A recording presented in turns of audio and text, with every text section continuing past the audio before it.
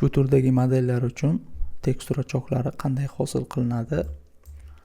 Ya'ni modelimizda mana shunaqangi kichik detallar ko'p bo'ladigan bo'lsa, tekstura choklarini qanday hosil qilinadi ko'ramiz.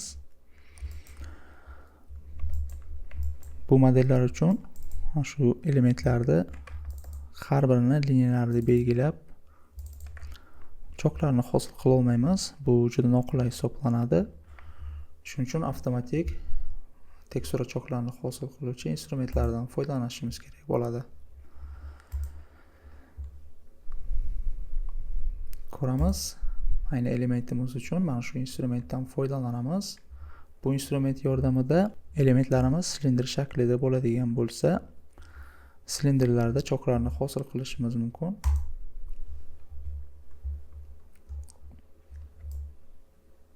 Ko'rishingiz mumkin, barcha silindrlarda chok o'rinlarini hosil qilib berdi.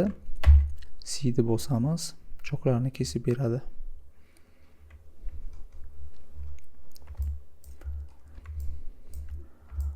Davom etamiz. Mana shu elementlar uchun ham tekstura koordinatalarini hosil qilishimiz kerak bo'ladi. Bu elementlar ham ko'pchilikni tashkil qiladi.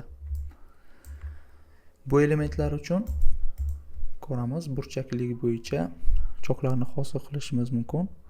Hozir birinchi unfold qilishimiz kerak bo'ladi.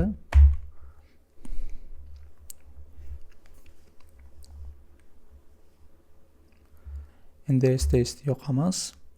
Faqat tekstura choklari mavjud bo'lmagan elementlarni ko'rsatadi.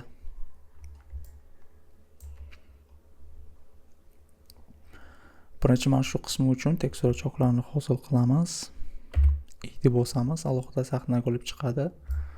Bu elementimiz to'rtburchak poligonlardan tashkil topgan, shuning uchun liniyalarda potok mavjud. Shunday holatda belgilab kesishimiz mumkin.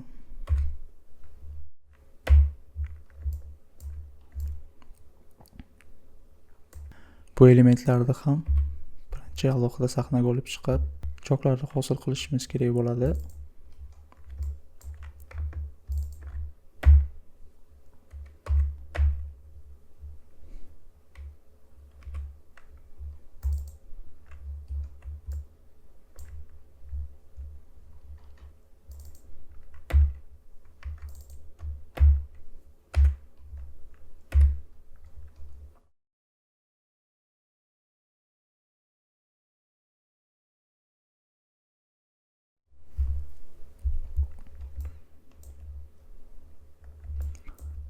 Ko'rib chiqamiz.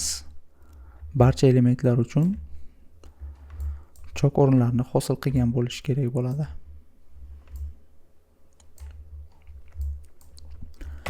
C'ni bosamiz, unfold qilamiz. P'ni bosamiz.